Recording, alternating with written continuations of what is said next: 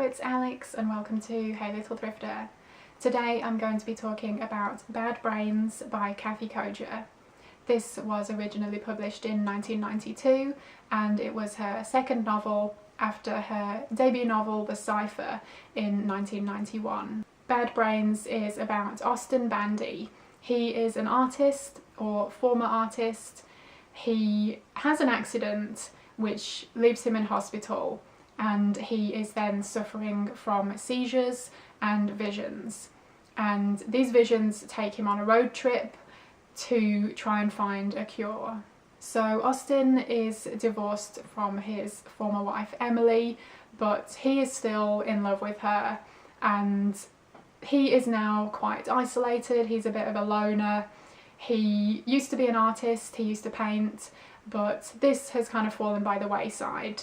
He is no longer inspired to paint and he just works a day job to pay the bills, but otherwise is a pretty solitary character. Other than his day job working in a print shop, Austin's only real lifeline to the world is Peter. Peter is a gallery owner and he kind of always checks in with Austin, makes sure he's eating and tries to get him to paint again. One day Austin goes to pick up some beer and on his way out of the store he trips and falls and ends up in hospital.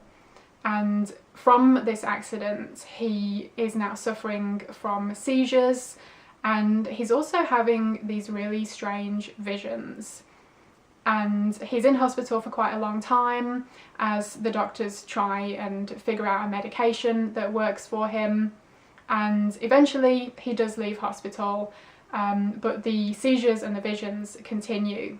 Austin is feeling even more isolated now because of his situation, and he is drinking a lot, and one night when he's out at a bar he has another seizure and someone goes to help him, and this guy Russell, they become friends of a sort and they decide to embark on a road trip to try and find a cure for Austin. I absolutely loved this book. Her writing is incredible.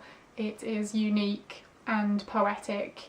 There are some really intense scenes, really unsettling and disturbing moments in this book when Austin is suffering from these visions, and there are definitely some elements of this book with the character development and this road trip story where it is a little slower, definitely not boring, but slower paced. So there's a lot of everyday mundane stuff going on, which even that she writes incredibly well, and I thought it did a really good job of establishing this normal world with normal people and this extraordinary thing that is happening, and I thought it gave a good balance to these really intense moments, and made them even more intense because they were contrasted with the normal mundane of everything else. I read her previous novel The Cipher last year and it was one of my favourite books of the whole year. Absolutely loved it,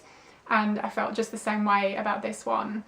It was such an incredible read and will definitely be one of my favourites of this year. I thought Bad Brains had some similar elements to The Cipher, such as the male protagonist and the art world setting and the theme of transformation, but Bad Brains definitely felt like its own thing. It definitely didn't feel like it was retreading the same ground. This was another unique read in itself. I am a reader rather than a writer, so I feel kind of awkward trying to put into words how I feel about this book that is written by someone who is insanely talented with words, but just know that I absolutely loved it. I gave it 5 stars and I highly recommend it. So those were my thoughts on Bad Brains by Kathe Koja. Let me know if you've read this one or if you're thinking about picking it up. Thank you ever so much for watching. I hope you enjoyed it and hopefully I will see you again in my next video. Bye!